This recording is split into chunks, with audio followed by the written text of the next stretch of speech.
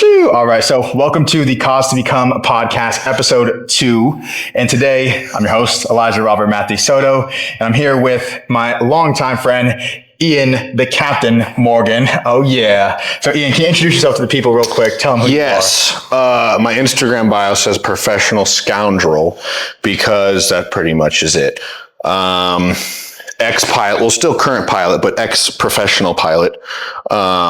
Pro boxer, pro wrestler. I think that's all the professional titles. Sorta. We're both bounty hunters, actually. Yeah, we're both bounty hunters. On paper, we're both bounty hunters. Don't forget that.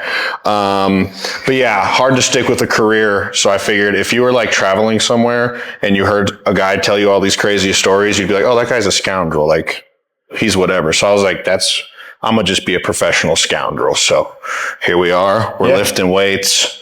And I have to talk a little bit more about Ian here as well. Ian also is very well versed in conspiracy, UFO, all different types of military weapon stuff as well. And this is all from individual pursuits. Nowadays, we know that we have so much access to information in regards to, X, in regards to all of the ChatGPT, the AI stuff that we can look up, and just how much research people have done kind of validating community notes style on all these things. Now, Ian has been doing this for a very long time, since this stuff was really fringe and really frowned upon. So Ian has been kind of cast out in a lot of ways on some of his views and beliefs for a long time. And I think that really helped him to come to a point where he just was like, F it. I'm going to just continue to go down my own path and do my own thing. And he just stopped caring about what people think in that regard and continue to dive in. Now, come full circle, come 10 plus years, people are diving into this. We see the Sean Ryan show. We see Billy Carson. We see Joe Rogan. We see so many other things about UFOs, ancient tablets, about, some of the conspiracy stuff that we see going on with some of the mass shootings or a lot of the things happening infrastructure based in the US. And so I think that's really important to bring someone who's been researching this and who's been doing their own personal research and also their own personal experiences. Correct me here with regards to UFO and regards to a lot of other things like that. Also, as a pilot, he's been up in the sky seeing this stuff, and he knows about a lot of the stuff when it comes to air traffic control and navigating, NOTAMs and things like that. Or different all regulations that people think that the sky is just like there. It's almost more congested. There's more road signs up there than there are down here. So, which is incredibly important to hear. Already, you're seeing that the way in which we view the air traffic going on is more heavily regulated and controlled than we see all the ground stuff on day to day. So it's going to be a really kind of unique podcast here where we dive into conspiracy, we dive into even aspects of fitness, dive into Ian's personal life in regards to his personal pursuits. And with this, I hope we can help shed some light and cast a little bit of a voice, a secondary opinion, secondary voice here into how regular people are navigating the things that we're seeing occurring on the day to day, thinking about the New Year stuff that just happened, the Trump Tower bombing that just occurred, a lot of stuff that's coming out recently in regards to Sean Ryan. He just had some people on talking about some really big things, the drone stuff that's occurring in the East Coast as well. So in this, we want to explore what's been going on, what's Ian's background on this, and just wherever the conversation leads us from there. This is important because so many people are navigating a lot of conspiracy things right now, a lot of government mistrust. And in that, we're trying to come to the conclusion here of how we navigate all of this in a way that can be digestible, that you can still go about living your life. And I think the gym is really going to help to keep us grounded in doing that. So with that, we got Ian, the Captain Morgan here, and we're about to get into it. Let's go. What's your take? Is the guy alive?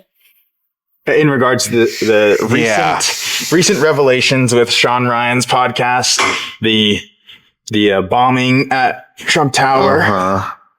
Is the guy alive? I want to think so. Yeah. The where I have the maybe he's not is if everything he said in that email seems pretty fucking spot on. It does. With like all other whistleblowings. And generally the government / military industrial complex doesn't take kindly to true shit coming out. So they would have a huge motive to unalive this person. And then who better to do it than to have a fucking Cybertruck in front of a Trump Tower? It's almost he's like, hey, Elon and Trump, look at me. We're living in the Matrix. Almost. Yeah, it was then that's when you think, This is planned for publicity. But I don't know, dude. The fact that fucking dude emailed everyone. Right. I mean, Tim Kennedy had footage of training. Bro, yes. Yeah. Like, and he said, the guy was legit. I'm doing this in 2 days.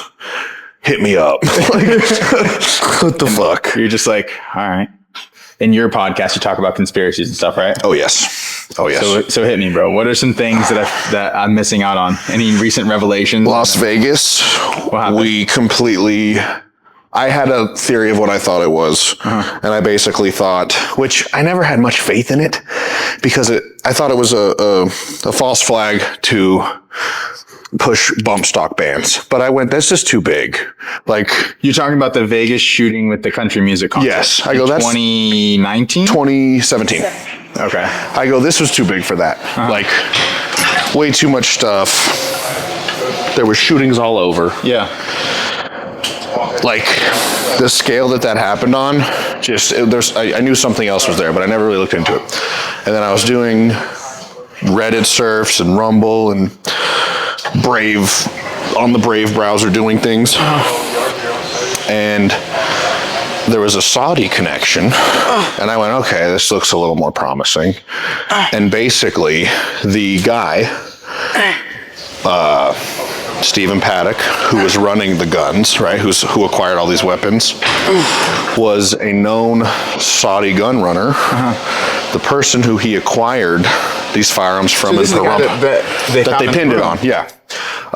They also only found 20 spent casings in the room when over 1,100 shots were fired. So that's what they found only 20 spent casings. Yes. And this is the one where they're comparing it to automatic gunfire. Correct.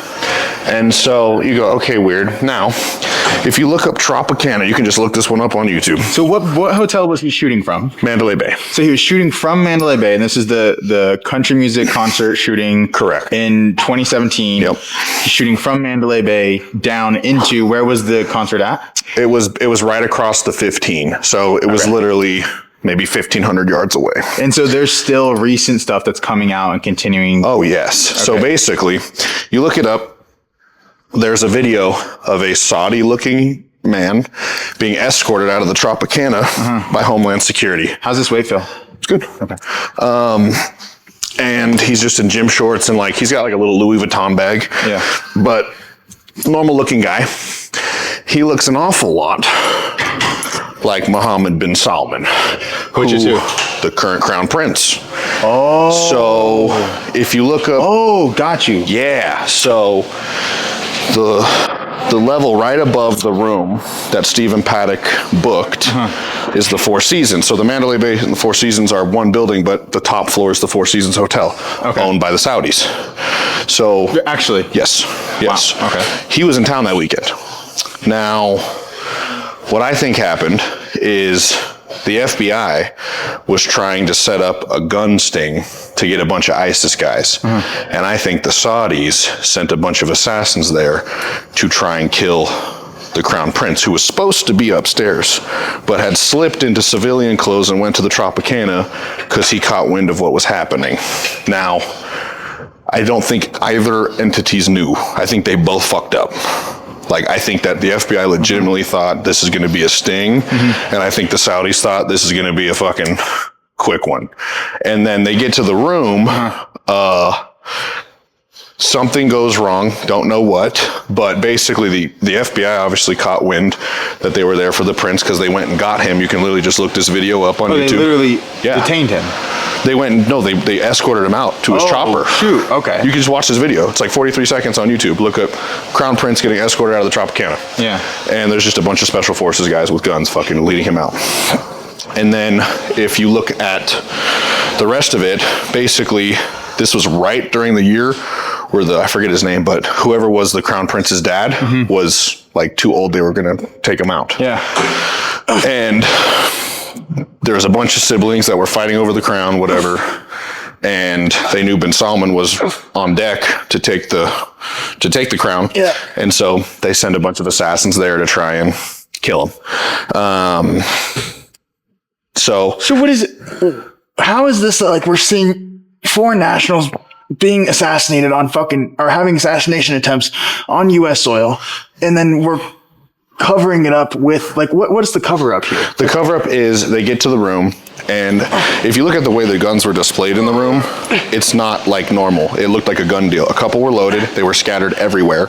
There was over 120 firearms found, and only 20 or 50 spent casings, and nothing else. That doesn't sound like a mass shooter. That sounds like a deal where you load a couple and do a quick functions check, and that's that. So I think they get to the room. Yeah, you don't need 120 guns. Yeah. I mean, how are you going to shoot 120 guns? Exactly. In the bathroom, in the bedroom, scattered everywhere. I think assassins get to the room. They realize this is they do the deal. They realize, oh shit, our guy's not upstairs. Yeah. We're fucked. We can't go back to Saudi Arabia. They're going to kill us. Shoot the crowd. Let's get the fuck out of here. Because if you look it up, you might have to look on Twitter. I'm or the 15 reps on this. 15? Okay. Or the Brave browser. But there's this thing called the Las Vegas shooting map. And it basically, some G mapped every single shooting from that night, or every single phone call. Every phone call, every video, every audio, every picture. And there was shootings from the top of Las Vegas all the way to the bottom, where they were saying dudes in black, multiple shooters. The airport where the Princess Chopper was got shot to oblivion. The Bellagio, the Tropicana. There was shit happening all night. And I was like, that sounds like a bunch of assassins staged across town trying to get this fucking guy as he's going back to his chopper. And they pin it on that guy. And that was that. So they basically just said it was a single shooter from a single area. Yep. But you're saying everything's showing that there are multiple shooters, multiple different caliber rounds with different targets. Yes. Okay. And everything The question comes, how do you know all this? And not just you specifically, where are you gathering the evidence from? So, not gonna lie, a lot of Reddit posts just for general ideas. Yeah. And then if I find one that sounds like promising, I'll go dig into it further. So basically, pretty much every ballistics professional that wasn't a 5.56 round that did that damage. Yeah. It takes about 30 seconds to empty a 30 round mag out of an AR with a bump stock. The pace of firing that you hear lines directly up with an M249 or vehicle mounted machine gun, and that correlates directly with the type of damage we literally had limbs flying off and heads explode. A 5.56 simply isn't going to do that at 1,500 yards. Especially that. Yeah. So that's just one story here where you're seeing multiple points of data pointing to a lot more things going on U.S. soil with foreign nationals at higher levels. Yep. And this is in 2017. This is which we already are seeing tons of distrust in the U.S. government across the general population. Trump's in for a year. Yeah. ISIS was still pretty much in the news all the time. That's what everybody thought it was originally. Yeah. And I think there's a lot of that. I think a lot of the events we see are things gone wrong. There's still, remember the power plant thing or the nuclear plant thing? Yeah. Tons of that They just dropped that one. Train derailments, nuclear plants, all the food stuff as well that's going on, like a lot of the food processing, manufacturing stuff. We see like the egg shortage that's going on now. I mean, all this stuff has just been going on. If you look at it I think this is one of the key things is when people look in the moment, they're like, oh, this happened. Oh, this happened. Oh, this happened. Right.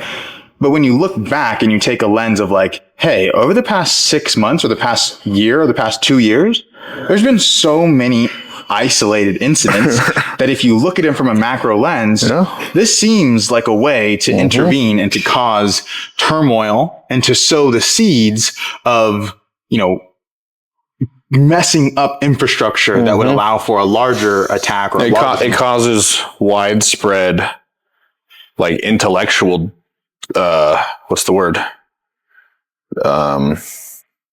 It's like intellectual distrust, but almost like it like disables people's brains. They get so used to bullshit happening that they don't even. Well, there's this concept they could just do it. There's a concept that a lot of like the special forces guys will talk about is concept of threat fixation, where it's like big event happening right now. Boom, everything's here. Right. And the most important thing is to not be so fixated on the immediate large loud sound or what's present in your face. And you have to continue to look around, look behind, look up. And so what happens is we keep threat fixating here, and we forget to look across the whole wide scale of what's going on. You remember the Miami Mall? Remember that one? Aliens at the Miami Mall. So I thought about this just like a month ago. When did this happen? This was last year. Like pretty much a year ago, I think. The Miami Mall had like hundreds of calls. Every available unit call to the mall. And some people's like their dad was like a police officer, and he said like he saw these things but he couldn't say something or whatever. And there was videos of those alien looking things. We don't know if they're real or not. Yeah, you had people talking about like shadow beings and you had a bunch portals, of crazy shit, which I was like, nothing really lined up. I go, crazy shit happens, but I go, I literally had this thought like a month ago, and I was just like, something refreshed my brain about it. Like you just said, threat fixation. Yeah. Does it make more sense to have every available unit going somewhere where something's happening, or keeping every available unit away from something else? So what was happening? I don't know, but that makes more sense to me because... Well, it's a good line of thinking, this thing, to say like, okay, we're bringing everything attention here. Yeah. What's going on the other hand?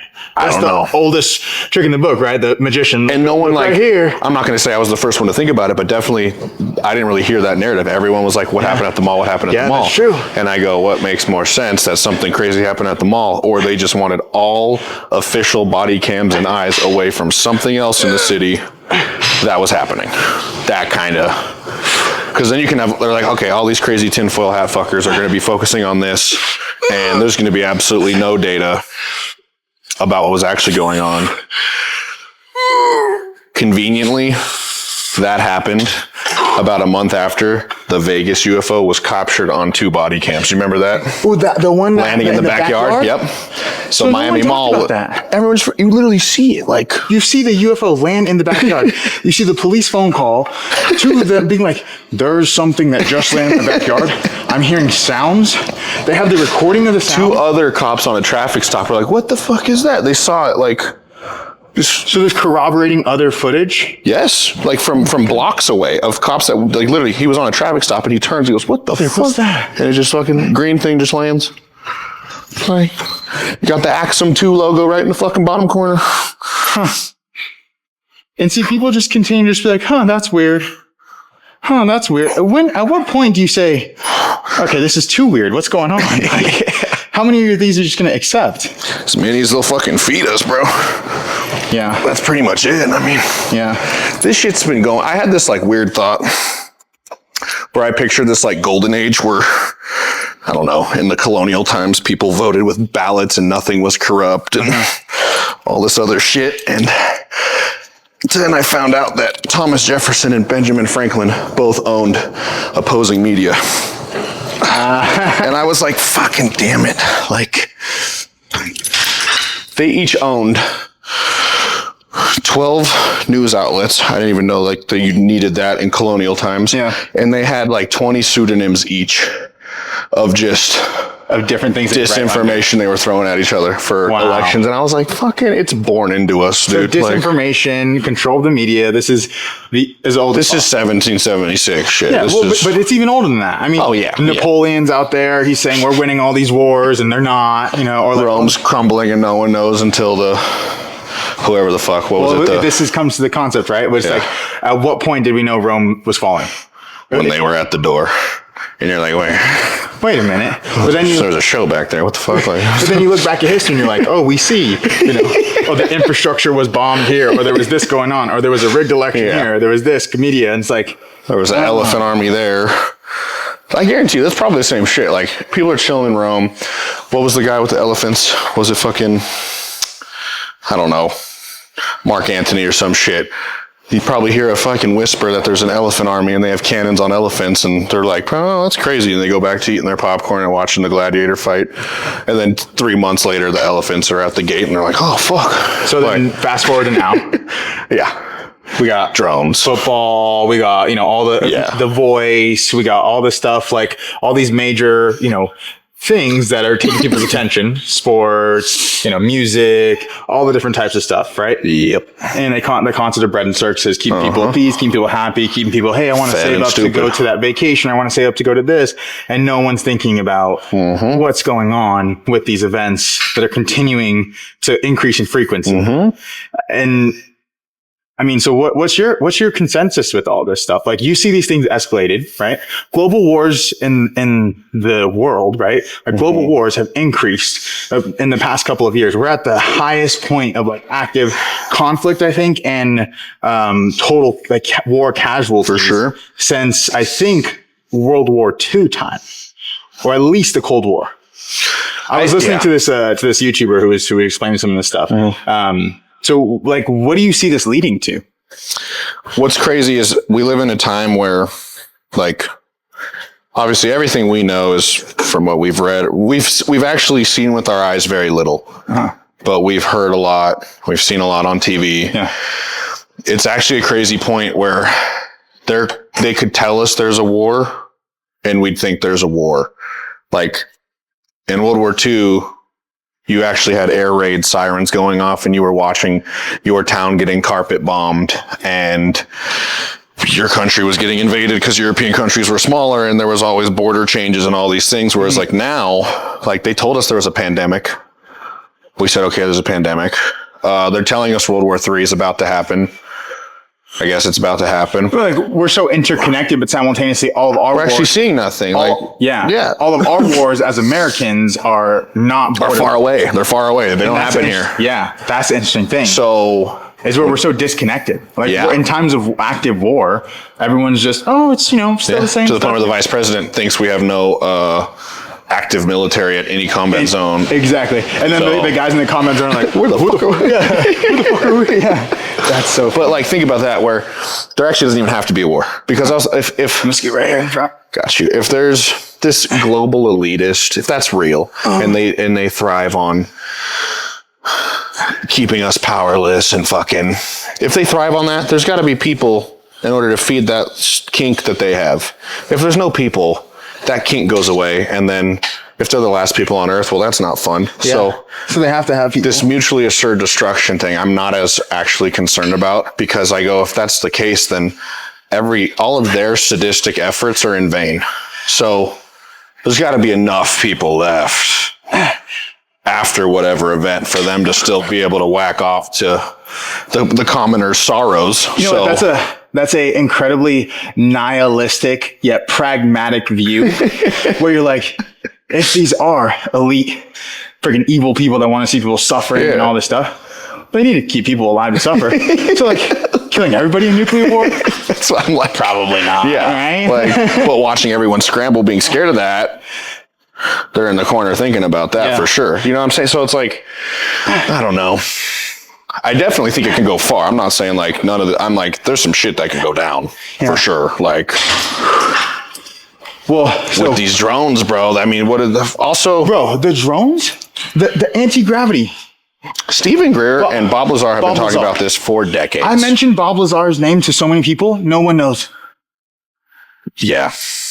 Yeah, that's a sad one. We went to the mailbox at Area 51, right? Yes, bro. We went to the fucking, did you see the facility on Sean Ryan's post where they were building these things? Yeah. We drove past that. On that road trip. We drove past it. Like, and I'm out there saying like, there's fucking UFOs out here. They're fucking making them right there, dude. Next to the fireworks and fucking that's crazy fruit stands.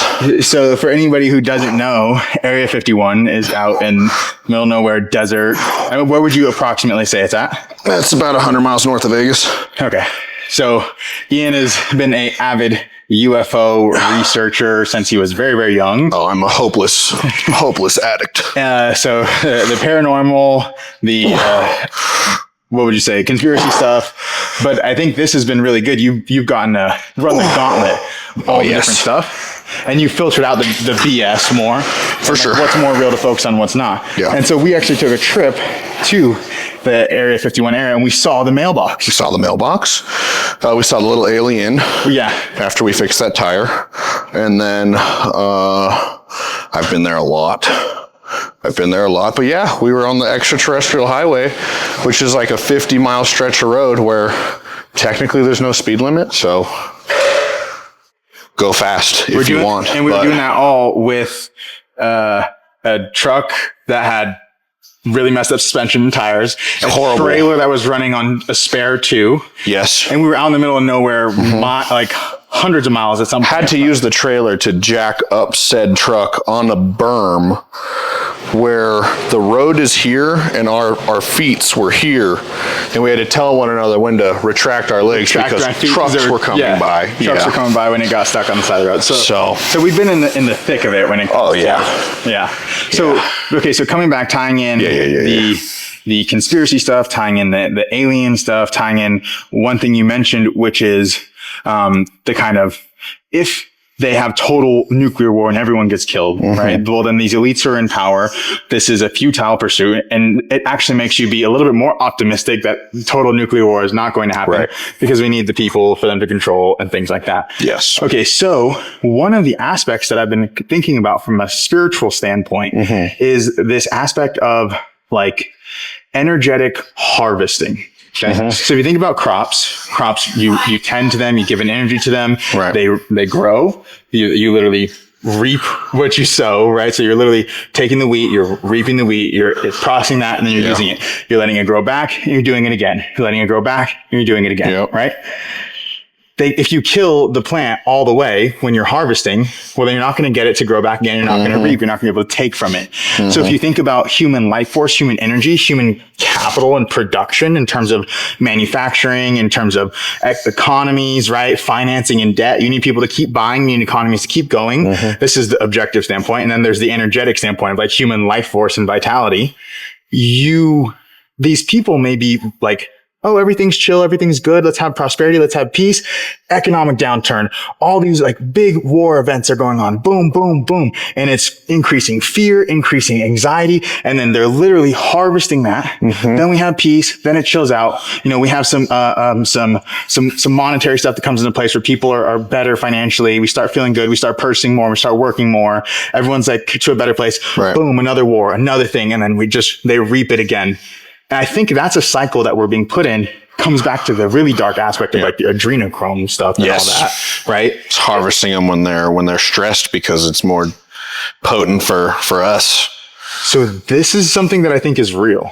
It's real. And so I think this is a relatively new thing. Obviously, misinformation, disinformation campaigns have been used by governments fucking forever. But I really think in this country, if we're talking about like, if they need to rule over a population, right? They want them to be fat and happy. I'd say post World War II was probably we had planes and fucking TV dinners and TV and all these cool things that were just like consumption based items. And you had I feel like post World War II. It was the boomer generation. Yeah. You had a population that was just like, fed all this stuff and kind of comfortable, right? Like then you had the Woodstock and rock and roll and all these different things. And I think that was probably the time when these people, if they're out there, were the most like energetically fed because they're like, we got them. Like thinking about these elites who harvest. Yeah. Like this was the age of advertising. Like in the Civil War, no matter which side you're on, life was kind of shit.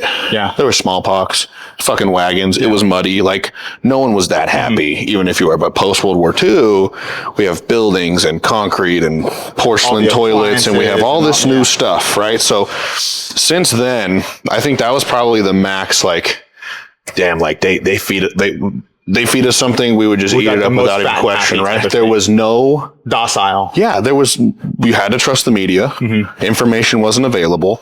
Like now, since technology's kind of been rolled out to the common population, they've kind of fucked themselves because they're like, well, we got this population already consumer based. Like they're already used to new products. We have to keep giving them new shit. And in turn, them doing that actually fed us a way to flip the script a little bit. And now they're caught in this spot now where they're like, shit, they need the new iPad, they need the new plane, they need the new car technology, Now but they need the new AI, they need the new social media stuff. they're going to start thinking harder now because they have more info to think with. Yeah. Like, but simultaneously, the levels of control may be getting more advanced as well. This is where we have MK Ultra. This is where we have all of this stuff going on where they're trying to figure out what are the new ways to control people and stuff like that. People just read the MK Ultra files. Everyone says it. Like, my phone is literally MK Ultra prototype on Bluetooth stuff. That's its name.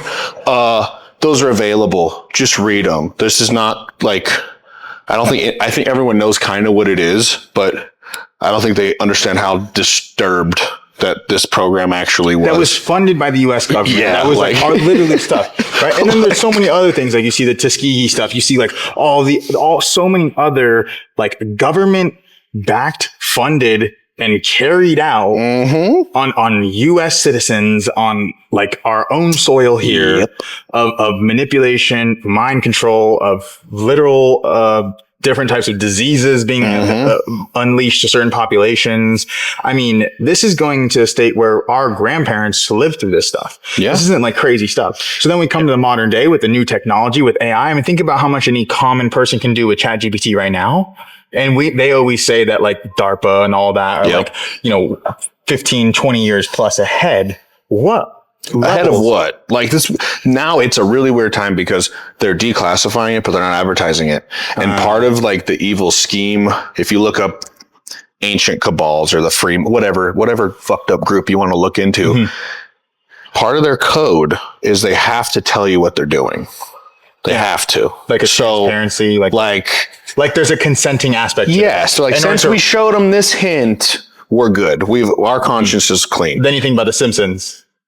The Simpsons or the symbols I think some of the symbols, they're just like, if I was a celebrity right now, I'd be fucking with people for sure. Cause like, why not? But like, he'd be like, yeah, I'd be doing Jim Carrey shit all the fucking time. Yeah. But like, if you look at it, they have to kind of tell you what they're doing, right? A lot of this stuff is out there to look up. Yeah. I mean, there's so much information available, but I think it's such a slap in the face to where we are in society now that, like you said, no one knows no one knows, but they could know. So now this is not the fact that we don't have the capability to know. It's that people are ignorant and lazy and don't even desire to know. Well, there's that. And people are thinking like, oh, inflation, their jobs, they're trying to do my interest rate, my fucking, and it's like, whatever, yes, bro. You hear about those things, but simultaneously, how is the biggest source? Well, we were just talking about this earlier, was how did the Pentagon fail their budget audits? Billions? 7 times in a row. No, trillion. I mean, I'm trillions. No, it's trillions. $6 trillion. $6 trillion unaccounted for. Bro, imagine if someone was like, "Oh, dude, I just don't know where that $6 trillion." Yeah, like, I don't know. It's more than you can't even picture that number. It's not even. It's so far away. You can't. You're just like, that's an item. It doesn't even make any sense. It's like outer space. Really, it's like picture outer space. Think about losing track of $6 million. As to any other person. Yeah, 6 million anything. Like 6 million grains of rice is years worth of rice. like most people couldn't fit that in their house. And to think trillions, the orders of magnitude differential, and say, where is this money going? You hear that thing where a million seconds is 11 days, a billion seconds is like 35 years? And that's just like, and then a trillion. So people can't even picture it. Yeah. What does that even mean? I want to dive into what's been happening recently with the stuff that Sean Ryan just talked about. This just dropped today. As of January 3rd today. At work, earbuds in. Yeah.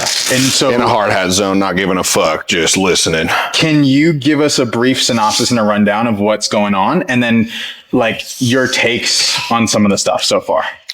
Yeah. So in 2017, Luis Elizondo, G, fucking leaked all of the videos we now know as the Go Fast video, the Tic Tac, and the Gimbal, which are 3 UAP videos that were captured by the U.S. military in active pursuit and classified. These happened, I believe the Tic Tac UFO was from 2004, and then the other 2 are from 2013. So right there we have a decade of anomalous activity occurring in our military installations. So of basically testified under Congress, these sightings as being legit. Yeah. And I mean, total, I think they've leaked 3,000 images total. Some are impressive, some are not, but you know, they have way more. But basically it was the first time, everything up until 2017 had been speculation. So in 2017, we actually have a New York Times article saying that the government has machinery not from planet Earth, which should have been a bigger bomb drop than it was. Yeah. Like that article kind of came out and like the nerds like me freaked out, but everyone else was kind of like, which is kind of symbolic as to how things are reacted to now. Like actual bombs are dropping and people are just like, you know what I mean? Like they kind of confirmed aliens are real, kind of. I mean, craft not made from this earth. That means they were made somewhere else, which implies a lot, and no one gave a fuck. Like at all. So that was a bit weird, which is now it kind of the theory that's like, oh, we can't let people know because they'll freak out. I'm like, I don't think so. Like, you kind of already let them know, and they were less than excited. Yeah. So, but anyway, those videos kind of kickstarted the seriousness of this issue, because regardless of if it's aliens or some unknown species of intelligent life that resides on this planet, we have some serious national security issues that are not being dealt with. And then tying into the drones. Yeah, so these drones are actually not new, but this amount of them is very new. So just a brief summary. For the past 3 years now, these drones have been showing up at military installations during the winter months for about 3 weeks at a time. And it was happening so frequently, and at, I think it was Wright-Patterson Air Force Base, Cheyenne Mountain, and Edwards, which is here. Those might be wrong, but I'm pretty sure that's what they were. Mm-hmm. And to the point where the military was coming up with protocols of like, hey, these things are getting into our airspace, actually onto the physical property boundaries of the base. And as a pilot, you know about airspace, you know about, I mean, have you ever crossed into a military zone accidentally while flying? No, they don't let you. Okay. There will be jets outside talking to you, saying stop. Like, you will be shot down. This doesn't happen. Yeah. This really doesn't happen. And so not only were they getting into these bases, but they were sentient. They were knowingly evading security. So they try to track them with a heat gun. This thing is changing its temperature to evade. And then they switch to LiDAR, and it switches the texture on its outer skin to evade. Like, this thing knew exactly what was being pointed at it. Could detect the detection capacities being used. Yes. And like we're talking about systems that can lock onto a lug nut of a car 20 miles away and shoot a missile at it within a quarter inch of precision. Like, this thing was just fucking around it. Like, so whatever this is, that is a show of force, and it's just basically when you get on the court and that dude's just way better than you and you can't touch him. Like, that's what it's doing, right? He's not attacking you, but he could if he wanted to. So, like, that's a problem. Second of all, these things are transmedium, meaning they are transitioning from sea to air to space with no visible, what's the word?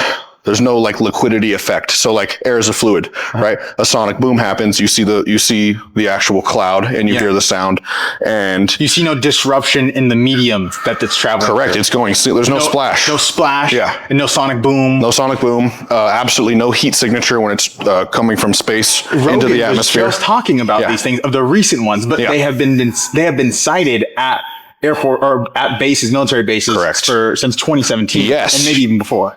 Oh, since Roswell. So, when was that? 1940. 1945. Okay. 1945. This does really all start with the Roswell crash, because you have something crashes in the desert of New Mexico. It's the only reason that city is fucking famous. And then you have 2 shipments of the wreckage getting shipped to Wright-Patterson Air Force Base in Ohio. And you have President, was it Truman? Was it Truman or was it Eisenhower? That's all right. I'm not going to pretend whatever the president was at the time, going to meet the wreckage at the Air Force Base. And then they say it was a weather balloon. That's just, no. Okay. And then the Soviets, supposedly, I think in the 90s, the U.S. government leaked a document that the Soviets had written about a program they were trying to run in the 40s where they were basically taking people with dwarfism and surgically altering them to look like aliens and then sending them here to crash in planes. That's for real. So disinformation, we see all that. Okay. They said, okay, no, it was Soviet midgets. It wasn't aliens. That's what they said. So, no. And then since then, it's just been like... We see that. And for some reason, the U.S., and for some reason in the Vegas, Palm Desert, these areas, hotspot of sightings. I have seen so much shit just in like Riverside. I've had one of these fucking things turn off my phone and my student's phone. I was flying while we were in the air. So we have radar, we have different apps. It's called ADSB, which is basically, it stands for Automatic Dependent Surveillance Broadcast. It is a Wi-Fi system that all planes must basically transmit on that shows you a approximate altitude and speed and direction. So it's not as precise as radar yet, but it's a lot more affordable and accessible to everyone. So anything in the sky has to be on that. And we're flying from San Diego up to John Wayne. We get to maybe Carlsbad or Oceanside, and I see this thing outside, and it's like, it literally looked like, I don't know, like a cigar, I guess, just going across the sky. I asked my student, I'm like, yo, do you see that? He's like, yeah, what the fuck? So I pull out my phone and try to record this thing, and my phone's disabled. He goes, try again in 1 minute. And I go, that's weird. I didn't fucking try my password. I've been up in flight with you. Yeah. Your phone works. Your phone works. They're lying to you at the airport. Your phone fucking works. Yeah. Pretty much the whole time. And so then I take the controls for a second, and I have my student pull his phone out. His phone's disabled. And I go, well, this is strange. And so this thing hovers in front of us for about 30 seconds. And I actually called it in on ATC. I said, hey, you guys got anything about, I don't know, a mile or two ahead of us, same altitude? And they're like, no, we got nothing. So I actually made a PIREP, which is a pilot report, and because they didn't have eyes on this thing. And we have our phones out the entire time. And this thing hovers, and then it just shoots off into fucking space. I have seen the recording. Ian showed it to me. You can see something. Yep. You can see an anomaly there in the distance, looking similar to that. What's that one that they had? I think it was in the Middle East, where there was that little orb that was floating, that silver orb. Like the jellyfish one? Yeah. The one that they were tracking, and it was just looked like it was just, like something was messed up on the screen. Yeah, something like that. That was a different video. So that was over Lake Matthews. That one worked, but this one turned our phones off. Oh wow! Oh yeah. When this one blasted off, our phones came right back on. I mean, instantaneously. It went, and our phones like the same way at the same time. The nuke's turning off or being disabled. Yes. Okay, so building all of this together, we want to come back to what we're seeing right now with the what's going on when it comes to the Trump stuff that happened. We're seeing they're talking about all of that guy wrote in his kind of manifesto that these are anti-gravitational, anti-gravitic. So anti-gravitic. The only drones that we're seeing off the East Coast right now are coming from the ocean. Yeah. He said they're from potentially China. Has been doing this for a long time. Correct. And they're anti-gravitic. Can you talk to us more about? Yeah. So basically, there's only two sources, I guess, you'll see the words anti-gravitic, and it's in science fiction, Star Trek, and Dr. Stephen Greer's work. So he's been talking for decades about basically all the technology we're seeing right now is reverse engineered alien technology. So it is us. What we're witnessing right now is us, but it was not invented by us. This knowledge was either transferred or discovered or, I guess handed down to us, and we've figured it out. So the source is still alien. But basically these programs have been going on for a very long time. I would guesstimate World War II, Roswell, when we set off the nukes around there. And the sightings started going up a lot once we started testing nukes. I mean, Nevada has tested what, 20? We remember that video? Oh yeah, so many nuke tests. All of the nukes pretty much on Earth have been set off in Vegas. So disproportionate. Like 95%. My grandmother used to go out, and it was like a family thing to sit on the roof and watch the mushroom cloud. From like, just picture that. That's a fucking wild existence. And so, as we have all these nuclear explosions going off, we're seeing more and more UFO sightings. And so, the only reason, too, they switched the word from UFO to UAP, and then they switched the meaning of UAP twice. It was unidentified flying object, something flying that you can't identify, to UAP, unidentified aerial phenomenon, to make it sound more official. And then it was changed once again to unidentified anomalous phenomenon, because these things weren't just confined to the air anymore. We're seeing them in water, we're seeing them in space, and we're seeing them. So the definitions continue updating to see the more new evidence and data. Yeah. And so what we have, I don't know anything about the water. I'm not a sailor. I just play a pirate in the ring. I have no idea how maritime law works. A little bit about, like, barely. And so I can't speak as to the legalities of that. I'm sure it's similar. But we have things that are being tracked going 500 knots underwater, right by flying past our fucking battleships. I think our fastest submarine can do like 12 knots. So like, and in water, that's way fast. If you shot somebody in water 100 feet away, they could catch the bullet. So we're talking about something that is not obeying fluid dynamics as it exists, which you currently have to be aware of as a pilot. Yes. Air is a fluid. Air is a fluid. It operates just like a fluid. There's a reason things can float in it. But it's in terms of our airspace, which I know very much about. If you fly, there's this thing called the Washington, D.C. CFRA, and it's the Special Flight Rules Area. In order to even fly your small Cessna within 60 miles of the White House, you have to file paperwork online, get approval, and then take a special course on how to navigate that airspace. It's a little less strict. Near, here we have Camp Pendleton's restricted, which just requires verbal clearance. Most military bases are like that, where you just have to get authorization and you're good. However, sensitive areas like where the president lives or where the president's visiting gets a little more squirrely. So the fact that also, if you're in a Cessna and the air traffic tells you maintain 5,000 feet and you maintain 5,100 feet, they're going to talk to you. They're going to say, we told you 5,000, why aren't you at 5,000? They're going to ask if you have your correct altimeter setting to see if you need to change it based off the pressure. If they tell you fly heading 180 and you fly heading 170, they're going to say, we told you 180. They monitor every single plane in the sky extremely close. And if you deviate from any rule, you are first going to have a verbal confrontation with air traffic. If you fail to comply, you might, it's called a pilot deviation. They'll give you a number to write down and you might get basically like a point on your license. And if you're near a sensitive military installation, you might have two F-16s come up and say hello and then escort you to the ground.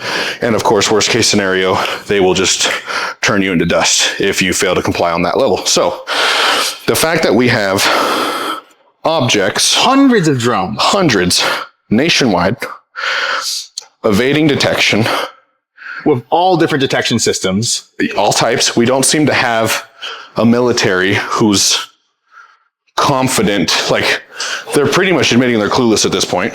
Well, Trump said they know what they are, but they're not telling us. Yeah, and I mean, the national security implications of that are they know what they are, but they also know that they can't do anything about it. So what does that say about the public's trust in the military if they're admitting to a problem they can't fix? In the Green Beret, who presumably blew himself up in trying to pass here.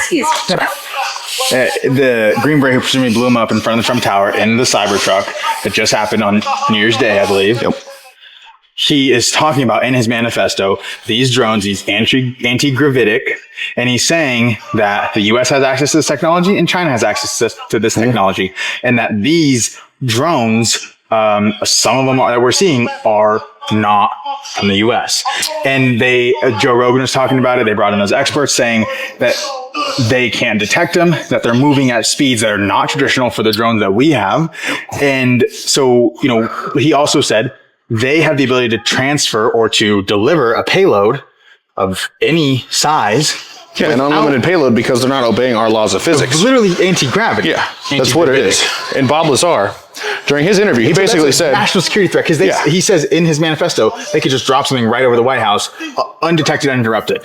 Bob Lazar in the 80s when he came out said whoever gets this technology wins. He goes, this is your force fields, this is your battleships, this is your floating space stations, because it is unlimited. It's pulling from the quantum realm, right? If you get into like Billy Carson stuff, he goes, all this material can shrink down into what? If we took out all the empty space in between it, it'd be like a sugar cube, right? Yeah. So they're pulling, that's all the matter. In terms of the atom and the electron. Yeah. That most of it is empty electron cloud space. Yeah. This is what they're pulling from. For the nucleus. Is that empty electron space. Yeah. So it's virtually unlimited. I'm sure it has a cap, but in terms of what our brains can handle and what's available, they're pulling from an unlimited power source here, however they're doing it. And the issue with that is, like you said, unlimited payload. They're breaking the sound barrier without a sonic boom. They're not obeying our laws of physics. A plane can only take off if it has enough thrust to compensate the amount of weight it has. This is not an equation we even need to do with this type of technology. So what does that infer? Yeah. Like, where does it end? You said this is species altering technology. Yes. And we're seeing the stuff that so touching a little bit more into the Green Beret that blew himself in front of the Trump Towers. It was fireworks. It was fireworks. It was not a bomb. Well, it was an improvised explosive device, but it was by no means, this person could have... The glass doors that were, 15 feet away didn't even... Exactly. The car's still there, just the truck bed was fucked up. And so that's to say he was trying to bring attention, Correct. not trying to kill harm people. No. And what was he trying to bring attention to? What we're speaking about now, Exactly. and all of the potential war crimes and things like that. But let's stay honed in on the drone stuff. Yeah. And so that is some wild stuff there, bro. It's insanely wild, and the greater implications are that this project has been funded. Nothing's free. Basically, the way Stephen Greer describes it is the Pentagon says, hey, we need $2 billion to build a B-2 stealth bomber. And then Congress goes, cool. 150 of that goes to Lockheed Skunk Works or Boeing. And the rest, so $1.9 billion, goes to whatever these black projects are to fund this stuff. So that basically they're overpricing the build cost of military, the military industrial complex, all of their equipment, missiles, radar systems, defense systems, planes, all this stuff, guns, armor. They're overpricing. They're taking a slice off of it to actually manufacture it. The rest is going to these black budget projects. The Secretary of Defense he didn't hold a conference, but he spoke to Stephen Greer because the Secretary of Defense was looking at documents approving all of these programs with his signature on them, and he didn't sign any of them.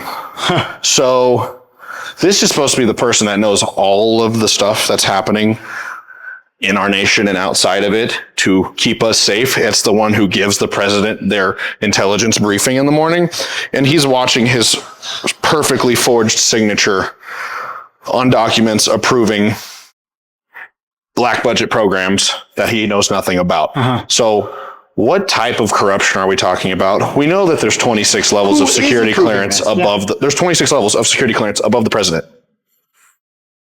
That's just the information we have. What does that mean? What does that mean?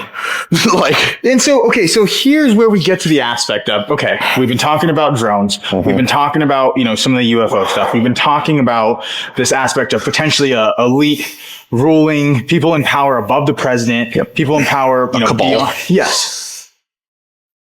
When dealing with this, because we all have jobs, we all have day-to-day stuff, we all have to go to the gym, we all have these regular things about our health, our families. How have you been able to grapple with this, Ian? How have you been able to continue to live your life being sane, not being a paranoid, crazy, tinfoil hat person? Right. How have you been able to be a pilot, be a flight instructor, be able to be a boxer, all the pursuits, be a wrestler, and all the things you've been doing? How have you been able to do all that while having this knowledge. And I think this is, less specific to you, but more like speaking to how people can figure out a way to navigate all of these things that are going on in the world, in the US, and that are both terrestrial and non-terrestrial, right? And still maintain a normal life. That's the biggest thing, How have you been able to do that? I wouldn't say, I don't think you can know all this stuff and maintain a normal life. I think you can still have a very purposeful and adventurous and amazing life while knowing all of this stuff and live it in a very positive way. And for me, I used to I wouldn't say I was crippled, but this stuff would hinder my progress more than it would help it. There was a time where you go down these rabbit holes, bro. You just get fucking sucked in. Yeah. You're scrolling. You're like, I don't know what to do. You're up till 5 a.m. watching YouTube videos because you want to know all this stuff. And you're like, I don't even know what's real. And that can happen. You can spiral, right? That's obviously negative. Yeah. So for me, knowing what I know, having I had a passion for this stuff since I was a child, and then ended up getting into a field where I do know kind of the backstory of a lot of this stuff, and I do know a lot of the technology aspects and the legal aspects and all that stuff. So it kind of helps me to logic my way through it more than other people. Yeah. The average Joe hears there's drones in the sky and they're not supposed to be there. That doesn't really mean anything. For me, I know how not good that is, like how illegal, what a violation that type of event is. So for me, I guess knowing all this stuff kind of makes it, I wouldn't say it empowers me. It encourages me to lift weights, to enhance my skills, because if we're living in a world where all the information that we're getting is filtered to the point where it's not truthful anymore, then it's on you to enhance yourself with the skills in order to live in that world. So I wouldn't say you can know all this stuff and just go work a desk job. There's a sense of preparedness that you're talking about. Oh, yes. And like, if you want to be prepared, learn about this stuff, right? If you're the type of person that can't really handle it, right, and you have to just work a normal desk job and you don't really want to know what's going on and all you're focused on is paying your bills and doing all that type, normal shit. If you're into normal shit, don't even look into this, because it's probably not going to enhance your life. But if you're the type of person that has a call to adventure, if you question the narrative, if you're a critical thinker, then knowing all this stuff should kind of propel you to get stronger, to be more fit, to acquire more skills, to acquire more knowledge. That way you can process this stuff. There's an element of preparedness there that you're ready for a situation if it comes out. And then there's also kind of like a duty you have, I think, as a man to like know this stuff in order to better protect those around you who maybe are a little bit more ignorant to it. Yeah. And like, so if you're going to dive into this type of shit, you actually are taking on a lot of responsibility, I think. Wow. Yeah. To make yourself better equipped to live in a world where these types of things can go on and no one notices. That's pretty wild, So you have to grapple with, there's so much that you don't know, right? Yes. And simultaneously, you have to continue to exist amidst not knowing and knowing how vast your delta in knowledge is. You could be walking and there could be something that zips past your head and you're like, that could be a regular drone, or it could be something by a foreign national or a foreign country or not of this world or something. As long as there's no fear, there's almost an accepted ignorance where you're like, I know I'll never know it all. But if the fact that could be a normal drone, that could be a drone from China, that could be ET from Nibiru outside the solar system, and it doesn't really affect me. I enjoy knowing all of those possibilities, but none of those answers is going to shock me.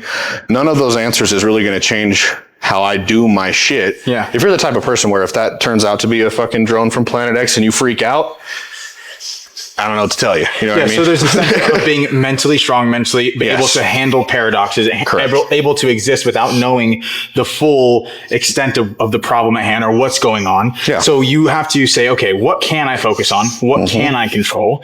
And you can control your health. You can control your physicality. You can control how much general knowledge you have to allot for potential possibilities, and then weight how likely each of those possibilities are. Is it most likely that was just a regular drone that someone's flying? Yes. But you also have to say there's there's a possibility that it could be other things. Yeah. And that means that if something does occur where you see something that seems to be out of this world, or you see like a blast that occurs in a mall while you're just, walking out with the family, your paradigm isn't shattered in the moment, and you're in shock and you're in panic and you don't do anything. You're not crippled, right? You're not hindered by the fear or the shock of what just happened. You're well-rounded enough to accept crazy shit can go down at any time. And you have to respond. Yeah. And it's my job to exist through that or die, which I don't want to do that. So I guess I have to exist through it and be equipped. I think the aspect of being able to learn a little bit, then go, okay, this is where I don't know. Then keep existing about your day, keep going to work, keep working out, keep taking care of your health, keep trying to learn little bits here and there. And then you're able to incorporate more and more knowledge. And what happens, I think it's kind of like putting together a puzzle, literally and figuratively, because you're like, I got this little piece built out here. I got this little piece built out here. I don't know exactly what this puzzle comes out to be looking like, but you have these little pieces assembled and you keep doing that. This is that aspect of seeking truth. This is the aspect of continuing to pursue more knowledge and being okay with new paradigms. You thought this was going to be a nice landscape with tigers. That was going to be your puzzle. Turns out, whoa, there's something in the middle here that's something totally different. And you're like, cool. That doesn't shatter my continued pursuit of truth. That doesn't shatter my day to day. I'm going to the gym. I'm still lifting. I'm still engaged with people. I'm still going to Christmas or New Year stuff or whatever. You're not going to be a hermit. You're not going to dissociate or detach from the world. And as you keep putting these pieces together, you keep updating your worldview. You keep updating the things that you have to prioritize and prepare. Maybe it's higher likelihood now that this could be a probability, or that this could occur because you've garnered more knowledge. Right. And you just have to keep updating the way in which you're existing and going about the world, and not being afraid to allow ideas or thoughts or the way that you conceptualize the world to die, and to not say that's indicative of your worldview shattering and then you're shattering too. It's like worldviews can die and you can stay alive. And that's just how you keep putting it together. It's the joke of like toilets on planes, right? You'd rather it be there than not. Because if you don't have to use it, great. And there's a little burden on performance, right? There's some extra weight. There's maybe some extra systems. But if you have to use it, you're really fucking stoked that it's there. Yeah. So it's like with this knowledge, it's like, okay, if the government can plan a pandemic at any time, or if it's natural, doesn't matter. Can a pandemic happen? I should probably be healthy. Yeah. Hope I never have to use that health, but if I do, it's there. Yeah. Right? At least should I paint my roof blue because lasers are going to burn Maui? Don't know, but does it really bother me if, fuck my neighbors, right? I got a blue roof. Hopefully I never have to use the blue roof. Blue roof's there, right? Well, I think one of the things you talked about is the aspect of how burdensome is the adaptation to the potential threat. Yes. If you have to go build a, millions of dollar bomb shelter, you have to not be able to work your regular job. You can't go to your family events or whatever, right? Then, okay, maybe this isn't the right thing to do. But if it's just painting something, what cost does that really incur you? Minimal? Yeah. Why not? Oh no, I have an extra 8 square feet. Might as well put some rice and some canned food. Is that really going to burden me? No, but you best believe everyone's going to be calling you for the fucking Chef Boyardee if the fucking zombies show up. Yeah. So might as well. They're still not getting it. Fuck them. They should have bought it themselves. But that's an important aspect as any man or as any person to be able to consider, to say, what is the burden of the preparedness for this threat or this potential event occurring, right? Yep.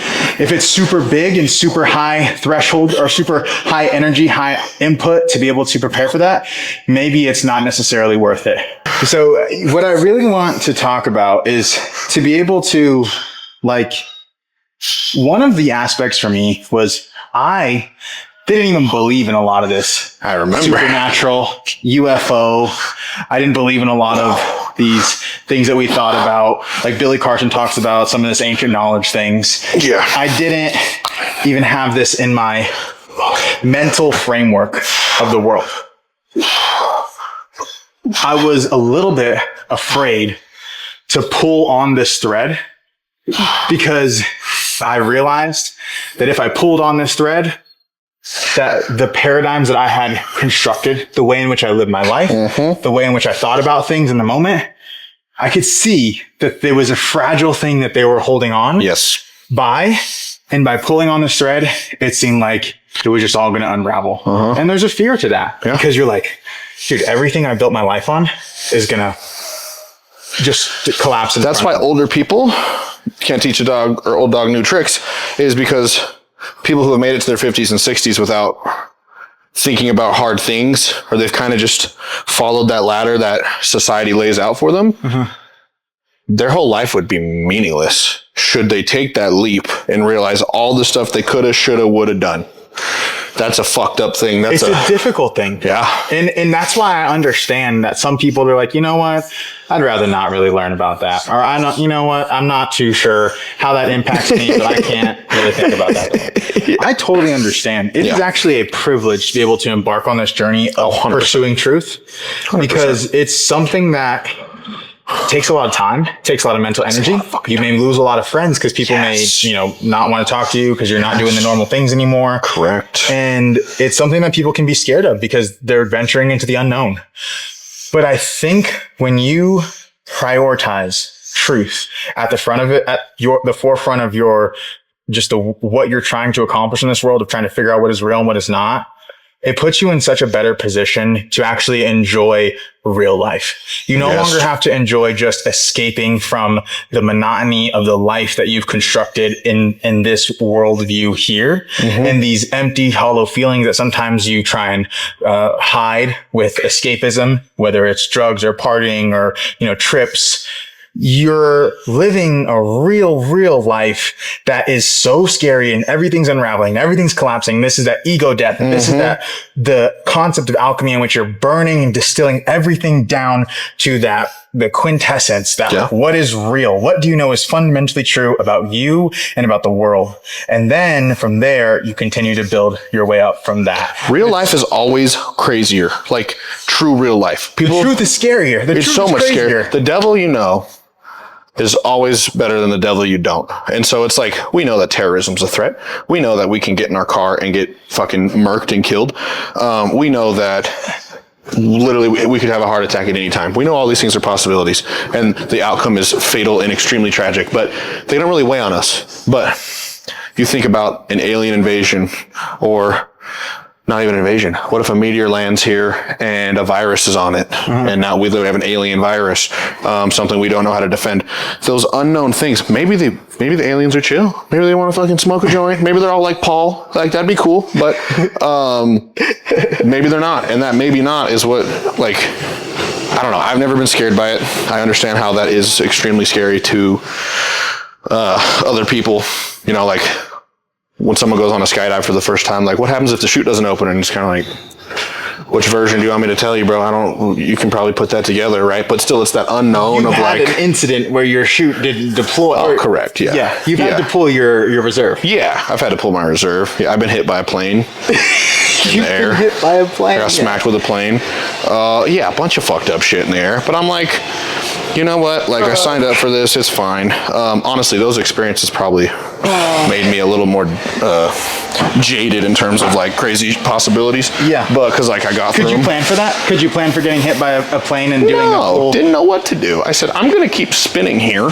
Ian jumped out of a plane in a skydive. As he jumped out, the tail of the plane hit his feet. Yep. Sent him into a full death spiral, basically. Death spiral. I almost fainted so hard because G-force. And then I didn't...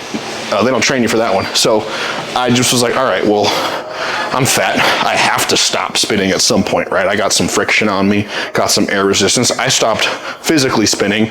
I was dizzy until about an hour later. All the blood had pooled in my face. And, we pulled the chute, we landed, it was good. I fell for sure. You didn't plan for any of this. No. So you have to respond in the moment with the best possible plan of action. Yes. Right? And I think that's the important thing, is learning generalized skills.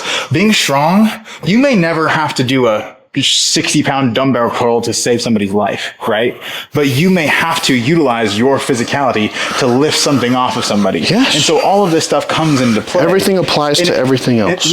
And there's no order of operations and how to deal with this absolute shit show of a situation of some car wreck or something that occurs. Lug nuts snapping on a vehicle.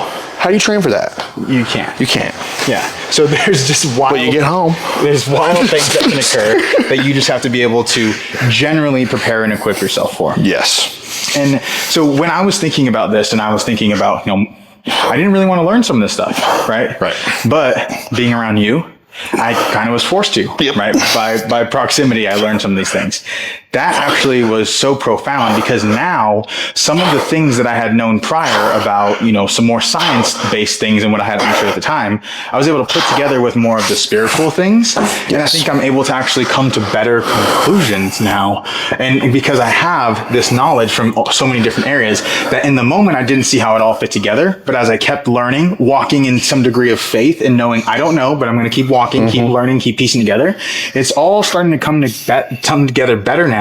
And my worldview is getting a lot more complete. Also, I'm seeing the areas where I don't have knowledge. Correct. And when new data comes into play, right? Like we see this stuff about the Green Beret who's bringing out the anti-gravitic stuff. Yep. I'm like, oh, we've seen X, Y, and Z piece, Bob Lazar, this, that. And it starts... Bob in general. Yes. It starts to come into play. And I'm not so shocked and blown away. Like, oh my gosh, anti-gravity. It's like, oh, okay.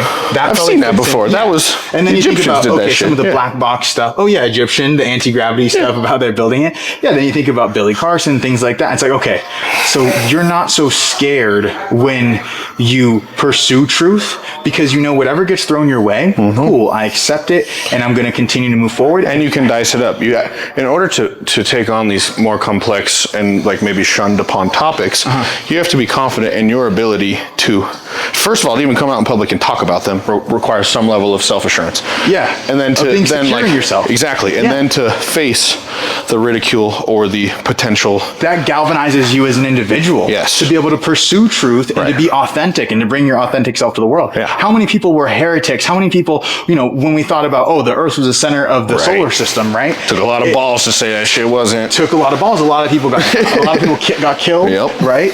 And so to be able to stand firm in what you believe to be true is important. To be an independent and critical thinker takes having the balls to pursue truth and to go against the status quo. And be confident, in developing your strength in the gym allows you to say, you know what, fuck you. No, this is what I believe to be true in the moment. I'm okay being wrong. Yeah. That's the thing too, is people are scared for the blowback. It's when you're pursuing the truth of everything, you're not going to have it all correct. That's scary if you did. If you thought everything you thought was correct the first time you thought it, if that was the case for me, this world would be in flames. So I'm glad that's not the fucking case. But with even the gym, right? There's how many millions of ways is there to do a bicep curl? Yeah, a lot. Whose is better than the other guys? I don't know. I'm gonna trust the guy with giant arms, whatever he did. I'm not gonna think about it too hard. Yeah. You know what I'm saying? That's probably, me, I'm not the most anatomically sound person. Hey, but we do it. We get it done. But we get it done, right? And my arms are bigger than they were a year ago, so fuck it. It's working. Right direction. And being able, so one of the things you mentioned right there that I thought was really key was you mentioned some of the worldviews you had in the past. Yeah. If that's what you thought had to be permanent forever, you'd be in a bad spot. Oh yeah. You'd have some negative worldviews, some negative self-belief, some negative feelings about, the future, right? Maybe a world you wouldn't want to bring kids into. No. I know a lot of people get stuck in a mindset in which they're like, the world is terrible, people are terrible, there's all these bad things going on, I don't even want to have kids. Yep. And that can be a really negative spiral. If you incorporate this macro concept of being able to let go of certain paradigms, of certain beliefs, of certain things and the ways in which you've understood things to be, that allows those negative ones to die and for you to foster new ones that are better.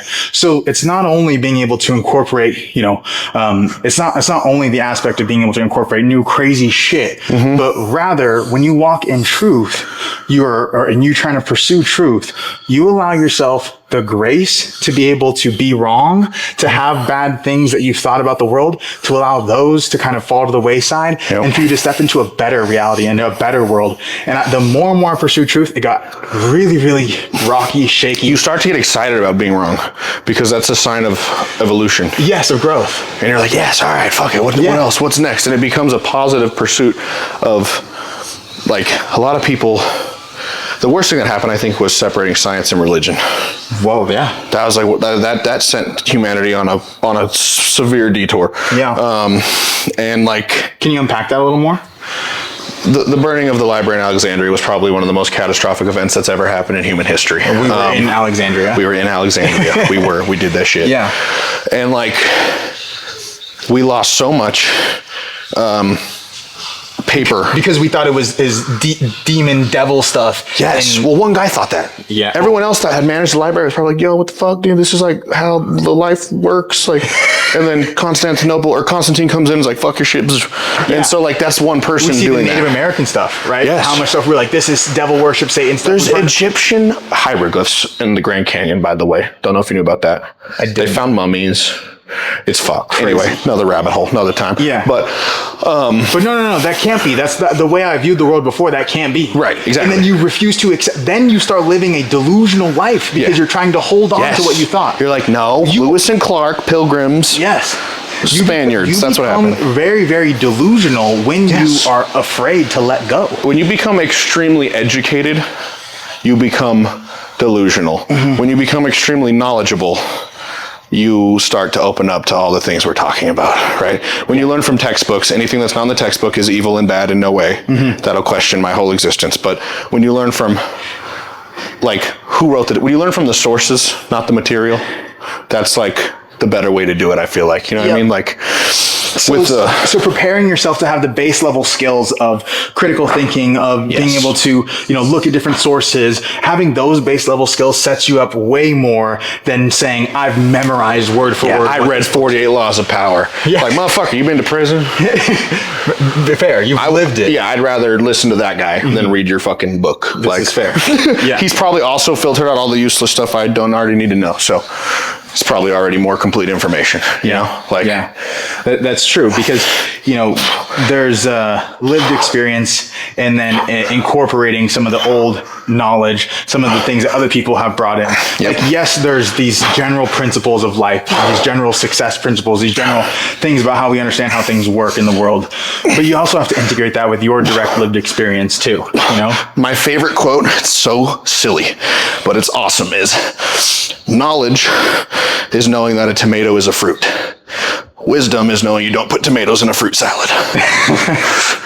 That's a good one, bro. It's true. That's real shit. Yeah. That's the difference between textbook and lived experience. Lived experience, yeah. And so I had this concept that I was exploring as well, where so many people read a textbook, let's take a science textbook, for example.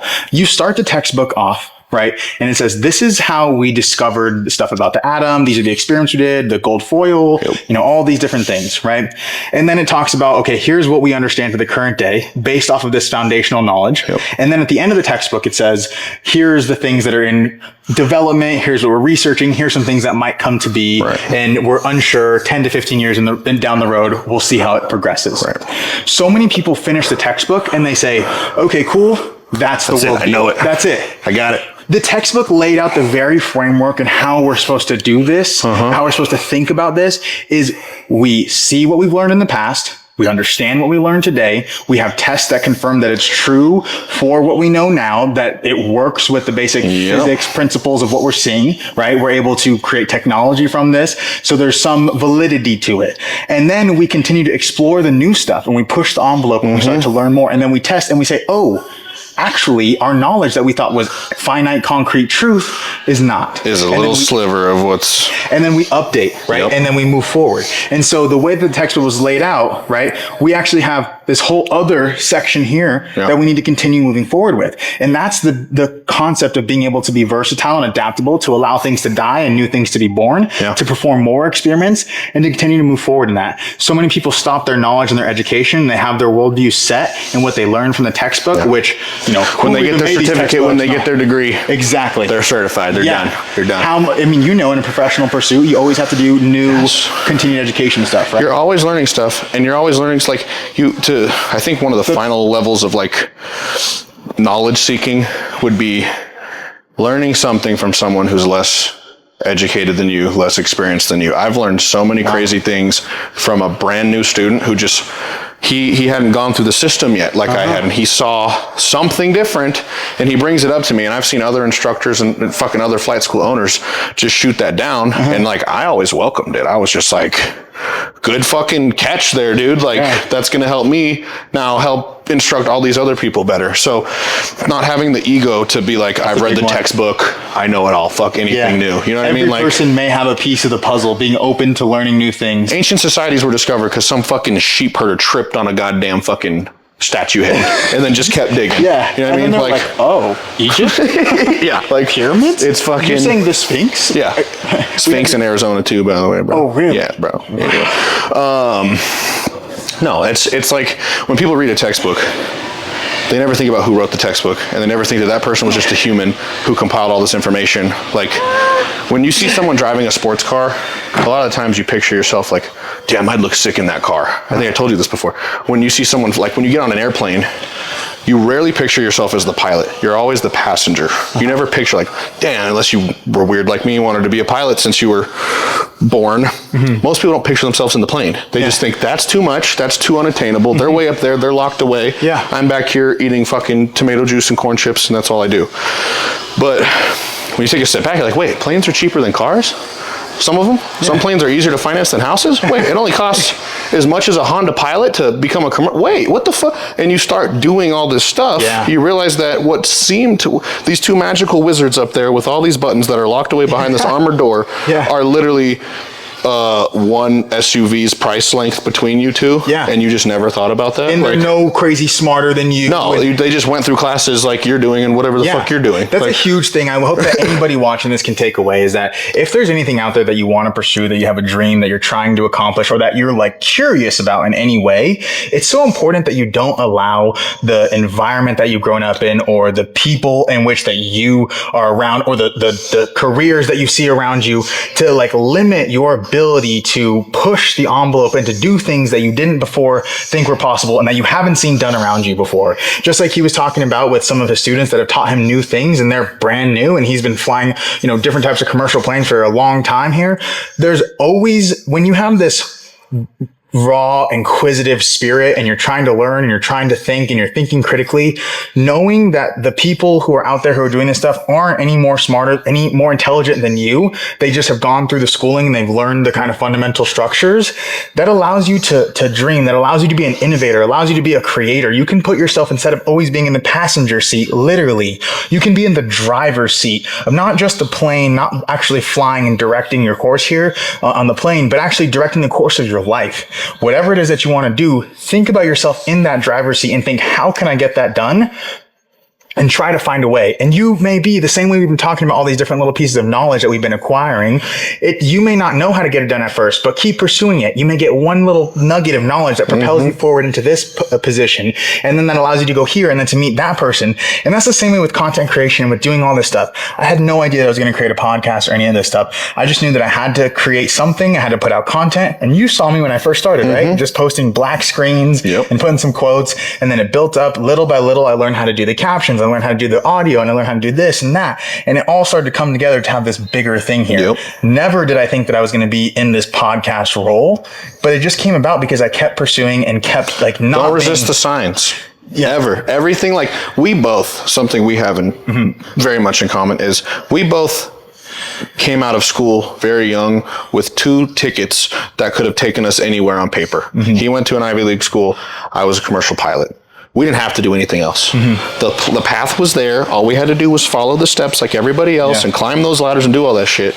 And it's really, looking back, it was the scariest, like slippery slope because I could see myself just getting lost in that and then winding up 60 and being like, what the fuck? I've just been flying to airport to airport to airport, right? Which and was a dream that you had at one point. At one point, and then I realized I was like, this is not my life. Like, I want this to be a small, meaningful section of my life that I can always pull out of the bag of tricks, but this is not what I'm doing. And then like you had the same realization where you're like, damn, I could be making this 6-figure salary at this fucking corporate shit, and then, but I don't want to fucking do that. Yeah. And just because other people tell me I should do that, I don't want to do that. Like, then we became bounty hunters for a week because fuck it. Like, who cares, bro? It's hilarious. Yeah. There's the aspect of dare to dream. Yes. And then continuing to dream and allow those dreams to die and allow those cycles to be completed. Just let them die. Let them die. Literally, if they have cancer and they're AIDS, let them die. Don't fund them more. Just they're dead. Fuck it. It's okay. That's something that you have to be okay with in life. I realize. And because look at, if you would have said, I'm only going to be a pilot, you wouldn't have been a professional boxer. You wouldn't be doing wrestling. You wouldn't be doing a lot of the other bounty hunter, a lot of the other stuff that you found yourself doing and the experiences that you've gained in life. Yeah. You would have never been able to embark on those. And all those things have been pivotal to making you the man that you are now. Would you say that you're proud of the person you are and you're a better man than you were years before? 100%. And so that all comes from going through a state in which you're like, I don't know, man, but I'm going to step into the unknown and continue to explore and continue to push the envelope, continue to explore my intellectual curiosity, where my heart is leading me to. And I think that is so important for anybody out there, that if you have a mission, if you feel like you have a calling or a passion for something, pursue it. And then if you have a new passion, pursue that too. But the biggest thing is any of the stuff that you did, boxer, bounty hunter, pilot, you worked fucking hard, right? You worked hard and you did all the coursework to be a pilot. And then you're like, you know what? I want to do something else, or I want to do something additional to that. Don't feel ever, just like that point he's kind of making there, don't ever feel like your effort's wasted. Yeah, it's not. Sometimes I have to remember, I'm like, Jesus Christ, I trained twice a day for months to do that fight, all right? Yeah. I fucking had to threaten people to get this check right and to get this examiner and to go to this airport and fuck me the weather and you forget the grind almost. And then I feel like a lot of people after a degree or after an internship or a residency, they're just like, oh, I put so much work into this, I'm stuck. And it's like, motherfucker, if you're 25 or if you're 60, who cares? There was people in my pilot class that were like 55, because you can be an airline pilot till you're 65. That's 10 years of coolness. So start at 55. Who cares? Like, literally, if you're ever thinking, I've put too much time, too many years into this one thing, unless you plan on killing yourself tomorrow, you have way more years ahead of you that can each be a cool little chapter. And then you can always fall back on previous skills. It's not like you're just going to forget them. Like, if you were out of high school, you're serving, you're fucking waiting tables, you're doing some basic starter job, you can always go back to that. It might not be fun, but you can always go back to this. If you haven't been homeless, you can always go back to something.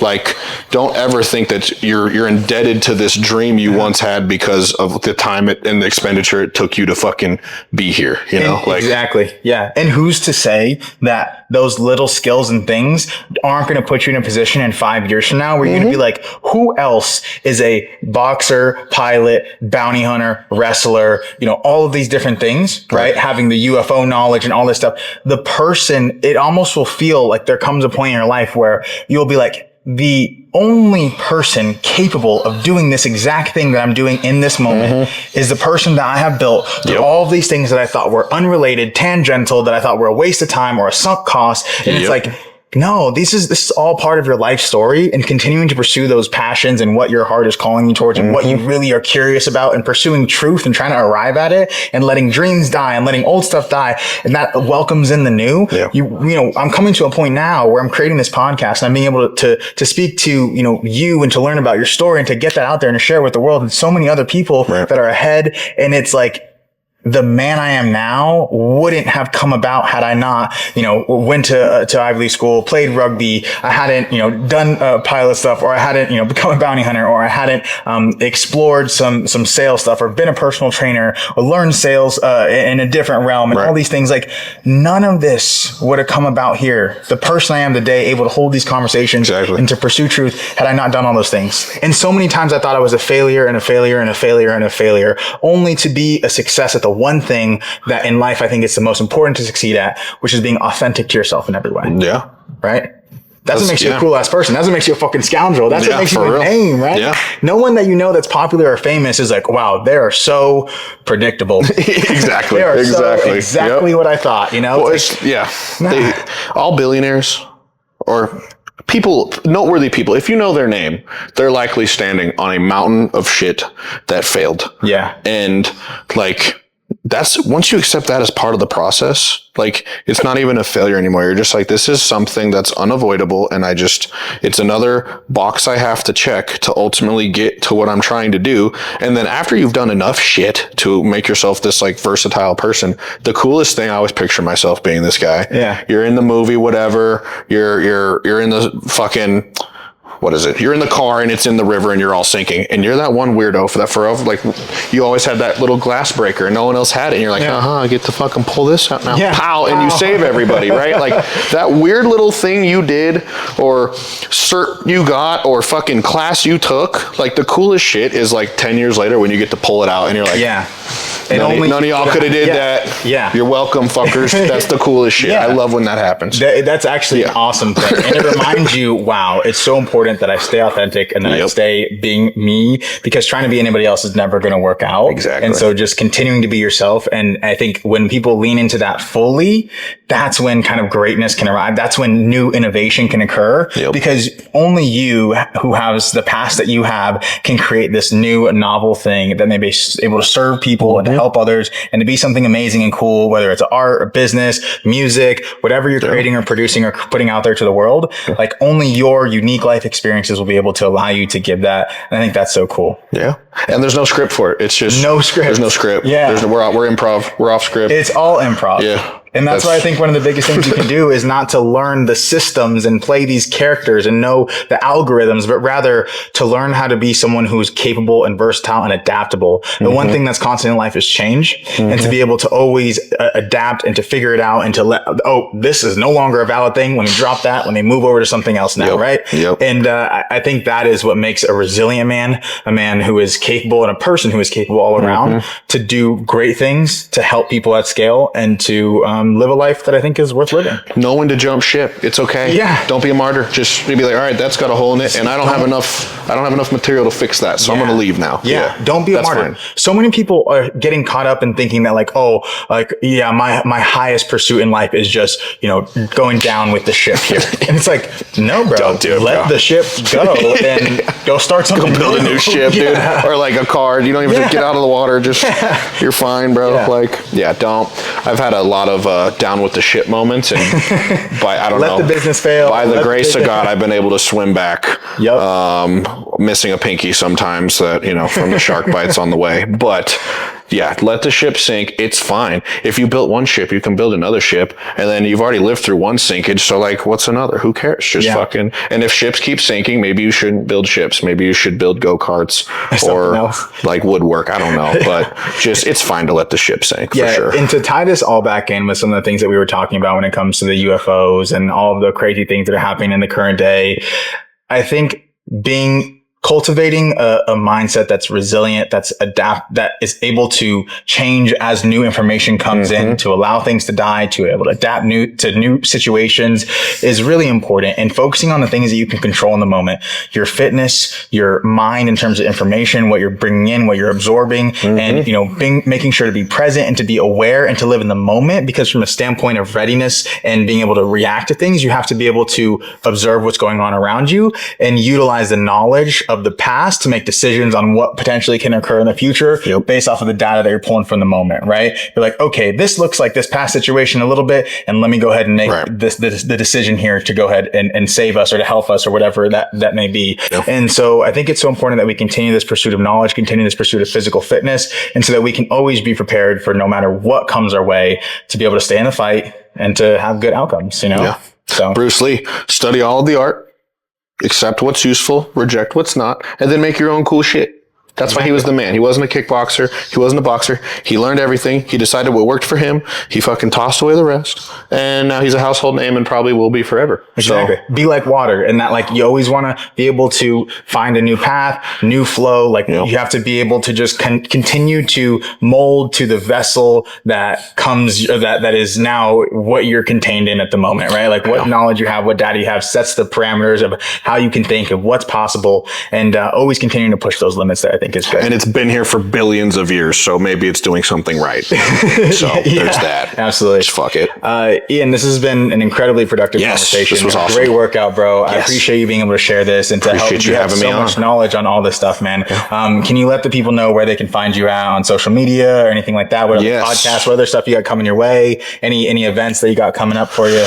We got Ian the Captain Morgan on Instagram. We have Truthgate Podcast on Instagram. Both links are in both accounts' bios. So if you find one, you can find the other. We have a wrestling show on March 22nd at the Derby Room in Pomona, and we might have one before that sometime in February, but they don't tell me anything. I will also be making my return to the ring sometime in March and April. So if you want to see the captain, knock someone's dick in the dirt, you can attend one of those, and I'll have the schedule shortly. But this is awesome. Ian, absolutely been a pleasure. Yeah, brother. Yeah, it's been awesome. Sick. All right. So I'm Elijah Soto. This has been the Cause to Become podcast, episode 2. We explored all the supernatural, the UFOs, and how to be able to keep a mindset of resilience, being able to be adaptable and to accept what's coming your way. Because in this life, the only thing that's constant is change. So you have to be ready and able to adapt to and accommodate those new things that are coming at you. Never be afraid to go ahead and let something old die and to be able to jump into something new. It's never too late to start something new, to continue to follow what your heart is calling you towards. Keep building, keep creating, and always stay the course. Let's go.